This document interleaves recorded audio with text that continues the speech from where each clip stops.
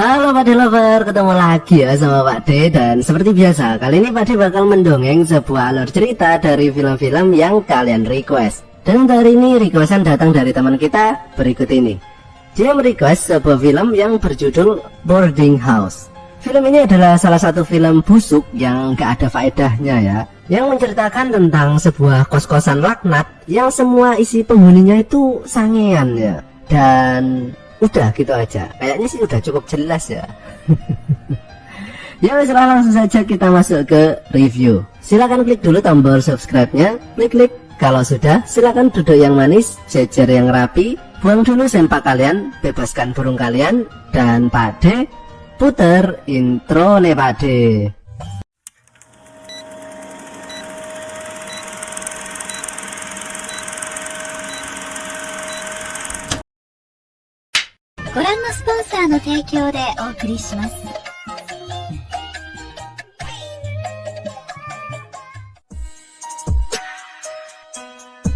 Film ini dimulai dengan seorang cowok yang merupakan tokoh utama kita yang bernama Yoon-gi.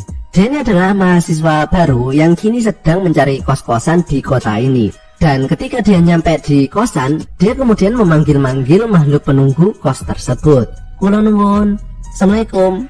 Tapi nggak ada yang menjawab. Kemudian terdengar suara celepak-celepok, celepak-celepok.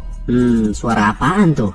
Yoon-gi ini penasaran dong. Akhirnya dia nyoba tengok ke dalam rumah, dan ternyata itu tadi adalah suara ibu kos yang bernama Sunram yang sedang bercocok tanam dengan salah satu anak kosnya yang bernama Hanmin. Yoon-gi kemudian mundur dan dengan memajang tampang polosnya, dia sekali lagi mencoba memanggil lebih keras. Dan muncullah ibu kos yang kini sudah selesai senam maju mundur. Sunram kemudian mempersilahkan Yoon-gi untuk masuk, dan di sini Yoon-gi mengutarakan maksudnya untuk ngekos di tempat ini selama kuliah. Sunram pun menerima Yoon-gi, ya lumayan lah dapat target baru, pikirnya. Dia kemudian mengantar Yoon-gi ke kamarnya, dan Yoon-gi pun langsung beristirahat karena kecapean. Tapi muncul Hanmin yang mengajaknya makan sambil kenalan ya, kan sesama penghuni kos toh. Tiba-tiba muncul cewek cakep, dan dia ini adalah anak ibu kos yang bernama Gun-suk. Dan film pun dimulai. Kos-kosan celepak-celepok. Keesokan harinya, Sunram masuk ke kamar untuk membangunkan Yoon-gi. Ya meskipun di sini udah terlihat ada yang bangun ya. Sunram tentunya penasaran dong. Ini apaan ya? Mau dipegang takutnya bukan stang, mau dikocok takutnya bukan botol arisan. Kan repot ya. Yoon-gi kemudian bergegas untuk berangkat kuliah, dan Sunram ini malah ngasih bekal ke Yoon-gi. Enak bener loh kalau ada kosan kayak gini ya. Sepulang kuliah, Yoon-gi ini hangout bareng teman-temannya sambil cerita tentang bu kos dan anaknya. Mereka bilang kalau emang ceweknya gatel, ya langsung sikat aja lor.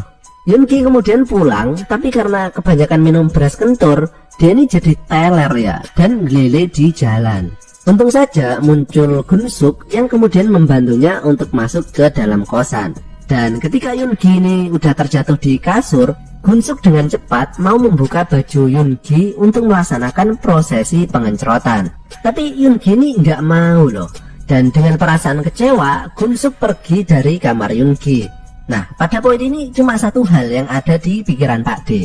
Kok yang nggak Pak D yang ditawarin kayak gitu?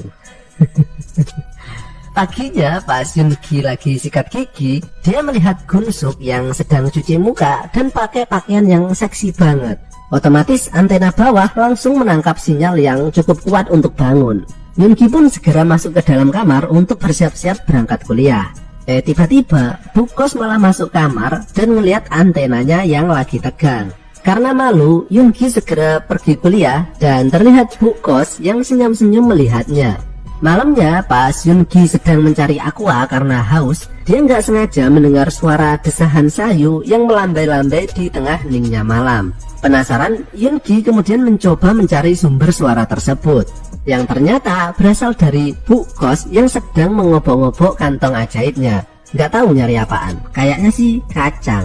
Karena nggak kuat melihat pemandangan tersebut, akhirnya Yoon-gi masuk ke dalam kamar dan mulai mengamplas batangnya.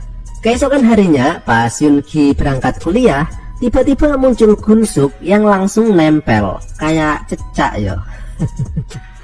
Di sini kelihatan ya kalau Gunsuk ini ada rasa ke Yoongi, dan Yoongi pun nggak jadi kuliah dan malah pergi kencan dengan Gunsuk yang kebetulan hari ini adalah hari ulang tahunnya.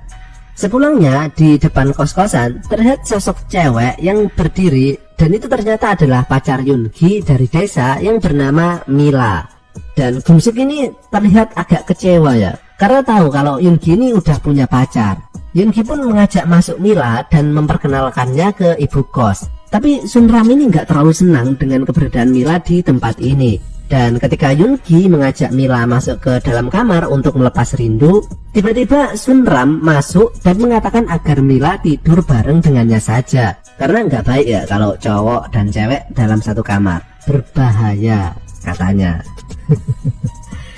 Tapi ketika Sunram sudah tertidur, Mila malah diam-diam menyelinap masuk ke dalam kamar Yoongi untuk melakukan penggenjotan. Dan hal itu diketahui oleh Gunsuk yang membuatnya semakin merasa pesimis untuk mendapatkan hati Yoongi. Keesokan harinya ketika Mila tengah mencuci muka, kemudian muncul Hanmin yang memperkenalkan diri sebagai teman Yoongi. Dan di sini ia nyantai bener ya, ngajak Mila jalan-jalan di hadapan Yoongi. Dan Yoongi ini malah diem aja loh. Oh alah, wong lanang opo kowe iki lele. Wong pacare diajak wong kok malah menengai. Akhirnya Hanmin dan Mila ini pun jalan-jalan ke kota ya, melihat ramainya orang-orang yang nggak pakai masker padahal lagi pandemi. Dan ketika mereka istirahat di tempat yang sepi, tangan Hanmin ini dengan ganas bergentayangan mencoba mencari letak kantong ajaib milik Mila. Namun Mila di sini marah ya, dan bilang bahwa dia bukan cewek murahan. Mila langsung menendang kantong menyan Hanmin dan segera pergi dari tempat tersebut. Akhirnya Mila berpikir bahwa tempat ini nggak cocok dengannya, dan Mila memutuskan untuk segera pulang ke kampung saja. Yoongi yang mengetahuinya kemudian berusaha mengejar Mila, tapi sudah terlambat ya, karena Mila udah naik sepur. Keesokan harinya pas Yoongi sedang browsing-browsing video Mama Gempi, muncul ibu kos yang mengantar makanan ke kamarnya. Di sini Sunram mencoba menggodanya dengan menyuapinya. Dan karena Yoongi ini udah terpengaruh video Sure yang katanya mirip artis tersebut, akhirnya Yoongi dan ibu kos pun bertarung. Namun akibat kejadian beberapa hari ini, mulai dari pacarnya dan lain-lain, Yoongi ini mulai berubah menjadi pribadi yang lebih kasar ya.